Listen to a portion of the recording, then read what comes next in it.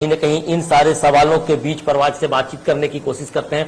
परवाज, क्या लगता है कि जिस तरीके से आज वादे किए जा रहे हैं, पहले भी कई वादे किए गए थे, आज जो झारखंड राज्य का 24 साल पूरा होने को है और अब ये भी सवाल अभी तक बना हुआ है कि जो बुनियादी सवाल थे उसको लेकर जो बातचीत होनी थी वो नहीं हो पाई। शकील जी ने आप पर सवाल खड़े किए हैं कि 18 साल तक आप लोगों ने शासन किया है, क्या सचमुच आप लोगों ने इस राज्य के हित में क्या कदम उठाए, किस तरीके से आप लोगों ने काम किए और क्या लगता है कि इस बार की सरकार कितना काम करने की परिस्थिति बना पाएगी? शकील साहब को सुन रहा था, शकील साहब को मैं बोला ना कि ये भ्रम फैलाने में बहुत माहिर है।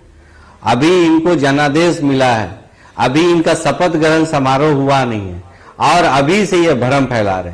शकील साहब, ये तो आप बताइए कि आपका फ्लैगशिप योजना था, पिछली सरकार में आपके स्वास्थ्य मंत्री थे जो हार गए।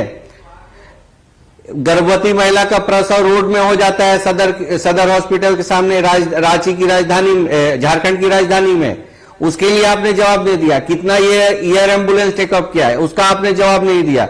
ये सब चीज देखिए और आप बोले हम ये करने जा रहे हैं। आप पिछला 5 साल भी रहे, आप कुछ किए नहीं।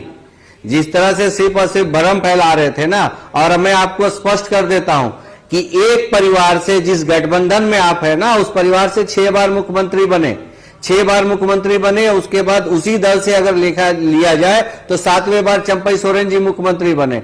उसी दल को अगर आप समर्थन करते हुए तो मधु कोड़ा जी की सरकार को आपने समर्थन किया।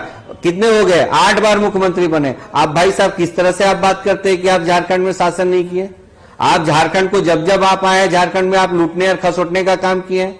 आप में भ्रष्टाचार का आरोप लगा हुआ है। आपके वरिष्ठ नेता और आपके वरिष्ठ मंत्री जो पूर्व मंत्री थे आलमगीर आलम साहब, आज देखिए जेल में। उनके पीए के नौकर के यहां से करोड़ों रुपया निकलता है। आप इस तरह से भ्रम मत फैलाइए। आपको जनता का जनादेश दिया, आप काम कीजिए, धरातल पे उतारिए।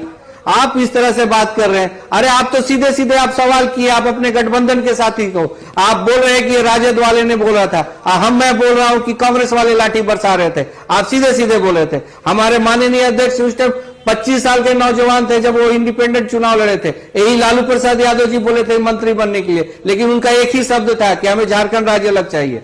झारखंड के सृजन से लेकर संवारने तक का हम लोगों ने संकल्प लिया था। जाहिर सी बात है, आप सत्ता पर रहे, विज्ञापन के माध्यम से जिस तरह से भ्रम फैलाए हैं, आप भ्रम जिस तरह से फैलाए हैं, भ्रम की चादर को तोड़ने में झारखंड की जनता नाकाम रही है। लेकिन आपको जनादेश मिला है, हम उस जनादेश को स्वागत करते हैं और हम चाहते हैं कि आप धरातल पे काम कीजिए। भाई साहब, आप एक बार रिम्स जाके देखिए, राजधानी की जो हॉस्पिटल है, मरीज एडमिट पड़े हुए 6-6 महीना ऑपरेशन के इंतजार पे, जरा सा घूम के आके देख लीजिएगा। उसके बाद आप टीवी 45 में आइएगा, उसके बाद आप बताइएगा कि हम क्या किए थे।